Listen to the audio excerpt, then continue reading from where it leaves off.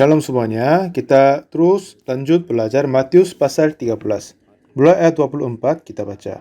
Yesus membentangkan suatu perumpamaan lain lagi kepada mereka. Katanya, hal kerajaan surga itu seumpama orang yang menaburkan benih yang baik di ladangnya. Tetapi pada waktu semua orang tidur, datanglah musuhnya, menaburkan benih larang di antara gandum itu lalu pergi. Ketika gandum itu tumbuh dan mulai berbulir, nampak jugalah lalang itu.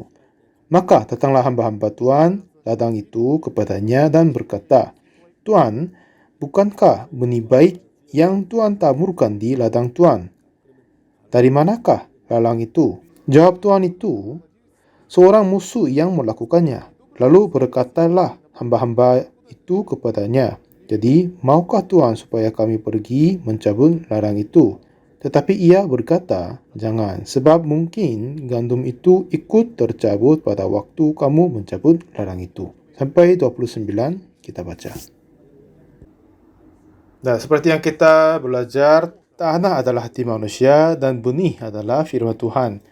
Jika kita terima firman Tuhan dalam hati kita, seperti yang benih itu bertumbuh dan begitu, firman Tuhan pun akan besar dalam hati kita. Dan kitab ini berkata, pada saat itu bertumbuh yang baik di ladangnya, akan datang musuh menaburkan lalang. Dan pada saat ketika gandum itu tumbuh dan mulai berbulir,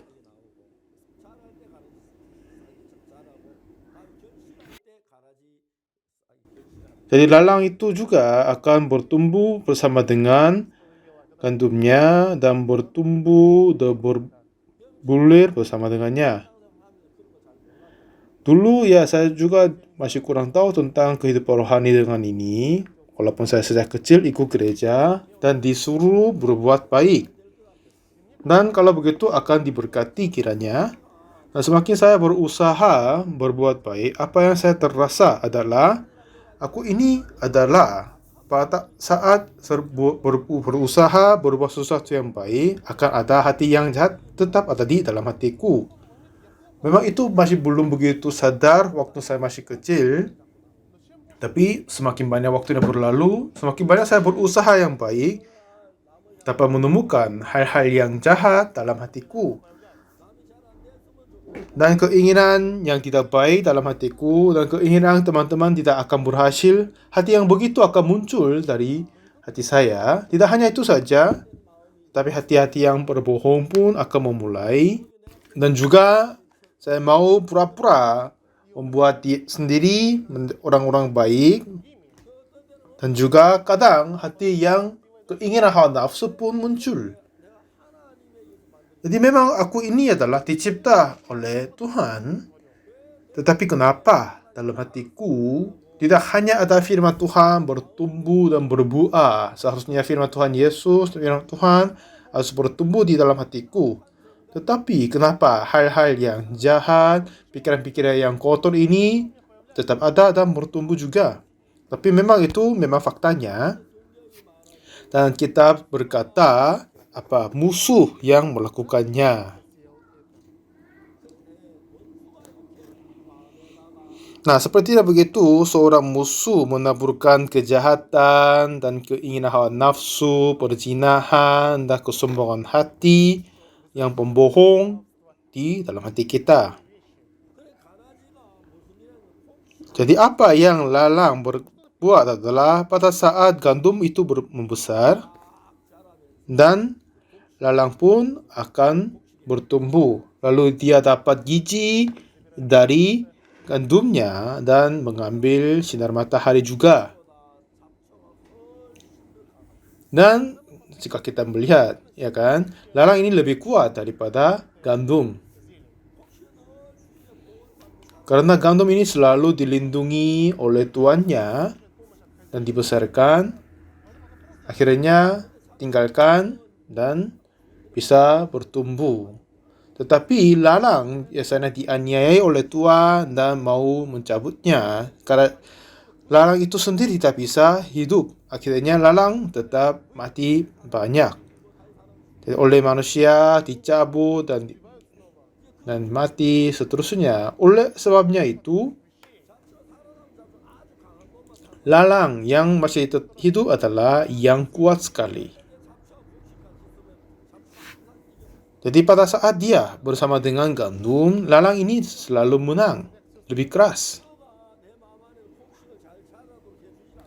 Jadi lalang itu tidak akan membiarkan gandum yang baik akan bertumbuh. Dia mencuri semua gizi dari tanah dan juga semua angin yang terbaik dia akan mengambil semua. Dan mereka ada pertandingan ambil sinar matahari, tapi mereka juga mengambil semua yang baik. Oleh sebabnya lalang itu, gandum tidak bisa besar dengan baik-baik. Dulu saya tidak sama sekali tahu bahwa dalam hatiku juga ada hati yang jahat. Tapi semakin lama saya lanjut kehidupan rohaniku, apa yang saya dapat menemukan, tidak semua yang gandum yang baik dalam hatiku. Kadang saya ingin buat yang baik dari firman Tuhan, tetapi sepertinya menggeserkan hati yang terbaik dan ingin menetapkan dalam hatiku hati-hati yang jahat. Oleh sebab itu, kejahatan tidak akan meninggalkan aku, dan pembohong itu tidak akan meninggalkan aku, dan kejahatan tidak akan meninggalkan aku. Kenapa hatiku berbentuk begini? Kenapa hatiku jahat sekali? Akhirnya seperti hamba-hambanya berkata, kenapa lalang bertumbuh walaupun kami menaburkan benih yang terbaik? Kata tuannya, ini musuhnya melakukannya. Siapa? Musuhnya. Jadi musuh dari Tuhan, dia telah menabur benih yang tidak baik, menabur lalang sebelum firman Tuhan datang di dalam hati kita. Jadi saudara, apa dalam hati kita? Tuhan telah menciptakan kita manusia dengan rupa dan gambarnya, dan harusnya berbuat yang baik jika kita terus terima hati Tuhan, firman Tuhan. Ya kan? Tetapi kenapa yang jahat muncul? Kenapa pembencian muncul? Kenapa perzinahan muncul dalam hati kita? Kenapa hati-hati yang kejahatan muncul dari hati kita? Seperti yang Tuhan berkata, musuhnya melakukannya. Pada Adam dan Hawa, pada saat mereka menolak firman Tuhan dan mengikuti kata iblis. Dan dengan jalur itu, iblis mengisi hati yang dia punya kepada kita, yaitu kejahatan, pembohong, dan perzinahan, keinginan yang lain-lain juga. Dan oleh sebab itu, kadang kita berusaha hidup yang baik, hati-hati itu akan terus muncul dari kita. Akhirnya kita tidak bisa hidup dengan baik-baik.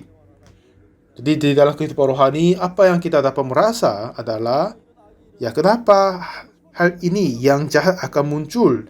Kenapa hati yang jahat muncul dari hatiku? Oleh sebab itu, aku tidak akan berhasil kehidupan rohaniku. Aku tidak akan berhasil. Itulah yang kami dapat merasa dalam hati kita. Sesungguhnya di dalam hatiku selalu berdoa dan membaca kitab, dan selain beribadah, sering menemukan hati yang jahat dan kotor berasal dari hatiku.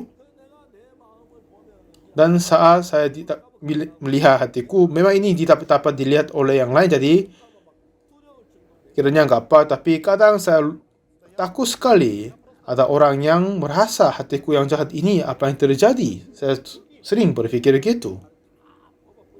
Jadi keinginanku mencabut semua pikiran-pikiran yang jahat dari hatiku, tapi Tuhan berkata, tidak. Dan biarkan sampai akhirnya. Tapi keinginan kita adalah memang mencabut semua pikiran-pikiran yang jahat, ya kan? Dan hati yang jahat itu terus muncul dari hati kita. Tapi Tuhan berkata, jangan mencabut hati yang berada di dalam hatimu dan menyangkal dirimu dan membuang dirimu, dan terimalah firman Tuhan di dalam hatimu. Nah, seperti dengan itu kita baca firman Tuhan, tetapi tetap ada fikiran dari iblis menolak hati dari Tuhan. Semakin waktu yang berlalu, ya pikiran ini adalah asal dari iblis. Oh, ini tidak akan ikut. Jadi dengan itu saya dapat membagikan dan membuang pikirannya. Dan hati yang jahat itu terus muncul dari hati saya. Tetapi saya dapat merasa jika saya mengikuti pikiran ini akan kalah. Jadi tidak akan membiarkan saja itu, seperti yang saya sering berkata pada orang-orang Israel datang di Kanaan. Di situ ada seorang nama Agan. Sudah pernah dengar kan? Dan Yosua berkata, ya apa yang dapat dari Kanaan Yeriko harus mempersembahkan kepada Tuhan. Jika ada yang ketinggalan mempersembahkannya, jika ada yang mengambil sebagiannya, kalian diri pun akan menjadi salah satu persembahan bersamanya. Jadi akan mati bersamanya, akan dibinasakan bersamanya. Ini kata Yosua. Tetapi seorang nama Akan, dia melihat baju jubah yang terbaik dari Shinar, buatan Shinar, itu yang indah bajunya. Jadi dia coba pakai, ini cocok, pas kepada badannya. Jadi ini kelihatannya bagus sekali. Dan dia merasa senang mengambilnya.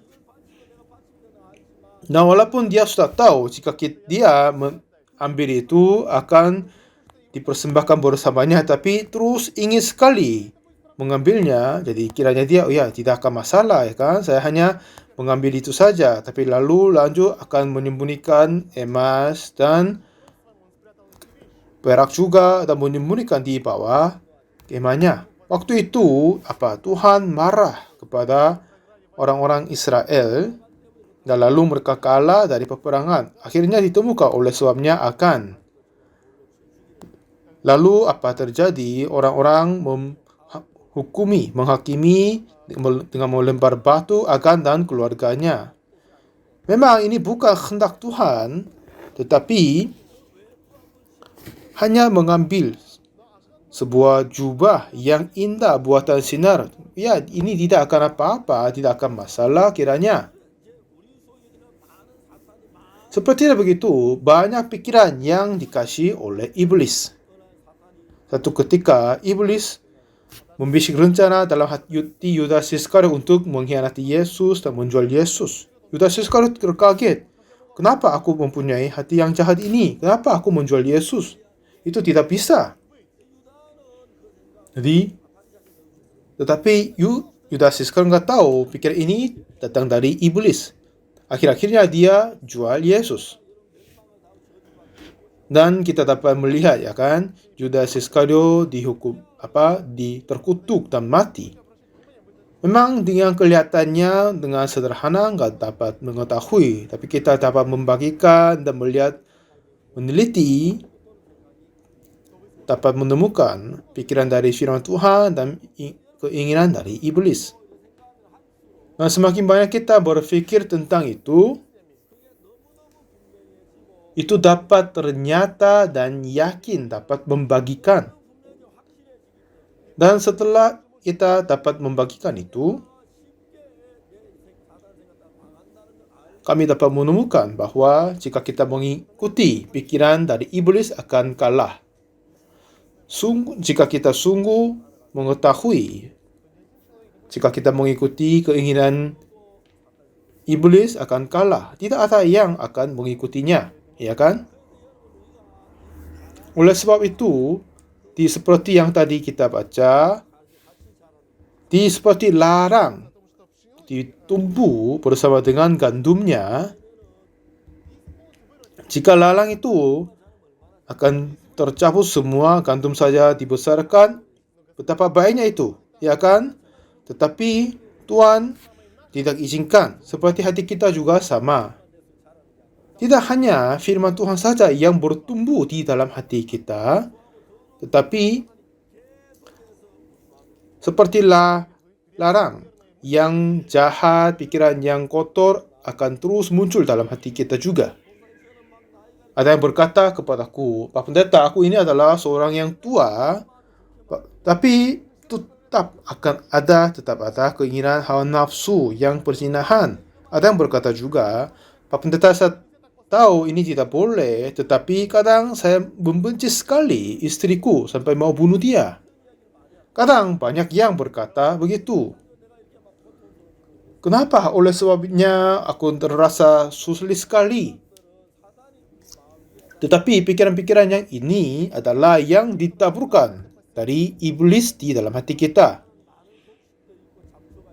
Jadi di dalam hati kita ada gandum yang terbaik tetap ada, tetapi kita harus membagikan gandum dari lalang. Jadi dulu sejak kecil saya membantu ayahku pertanian, dan pada saat menabur benih terdahulu menabur di papan dulu, membesarkan tunas dulu. Setelah itu transfer ke tanahnya. Jadi sebelum memindahkan tunas dari beras itu, seharusnya mencabut yang seperti larang di sana. Tapi rumput yang ada di situ hampir kelihatannya sama dengan beras. Susah dibagikan. Waktu ayahku mengajar ke saya, cabutlah yang rumput yang jahat di situ. Sebelum memindahkan ke tanah itu lebih gampang. Lalu ayahku kasih contoh satu rumput yang tidak baik sama beras. Dan kau harus mengetahui apa yang keberbedaan dari beras sama rumput yang lain. Awalnya ini kelihatannya tetap sama, tetapi setelah saya memperhatikan itu, ada banyak yang sudah berbeda. Jadi di beras akan ada daun dan cabangnya, dan di situ ada seperti ampur. Tetapi yang rumput itu tidak sama sekali adanya itu. Itu yang saya dapat terdahulu. Dan keduanya berwarna hijau.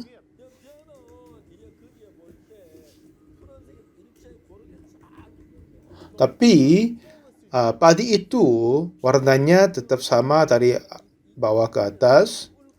Tetapi rumput yang lain kadang ada yang berwarna yang kuning di situ. Lalu saya berkata kepada ayahku, katanya rumput yang ini berwarna agak kuning ya. Tetapi yang padi itu tetap hijau sampai selesai, awal sampai selesai. Jadi ayahku senyum dan berkata, nah pilihanmu, pengetahuanmu bagus. Jadi itulah keberbedaan sama beras padi sama yang rumput yang lain. Nah, jadi kamu sudah dapat izin untuk mencabut rumput dari tanahnya. Lalu cabutlah rumput yang lain, katanya. Jadi seperti kita memperhatikan hati kita, jika kita hanya melihat sederhana nggak tahu, tetapi pasti akan ada dua macam pikiran berada di dalam hati kita. Ada yang satu dari firman Tuhan, ada yang hati dari Tuhan datang di dalam hati kita dan dibesarkan, itu sudah jauh berbeda dari pikiran diri sendiri. Dan melainkan jika pikiran dari iblis sudah jauh berbeda dari firman Tuhan. Tapi kita merasa malu, mau menyembunyikannya. Nah, seperti rumput itu sudah berbeda dari padinya, Seperti begitu, sungguh di dalam hati kita, firman Tuhan yang dikasih Tuhan dan pikiran dari iblis sudah jauh berbeda. Iblis membuat pembencian dan kejahatan dan hati-hati yang kesombongan membuat dalam hati kita. Dan pikiran-pikiran itu tetap ada di dalam hati kita, lalu menghambatkan firman Tuhan yang berharga tidak akan bertumbuh. Menghambatkan kehendak yang indah dari Tuhan tidak akan bertumbuh. Dulu, waktu saya masih kurang tahu tentang kehidupan rohani, dan saya hanya hidup apa yang berada di dalam hatiku. Dan saya berusaha mengikuti firman Tuhan Yesus, tetapi itu tidak akan berhasil.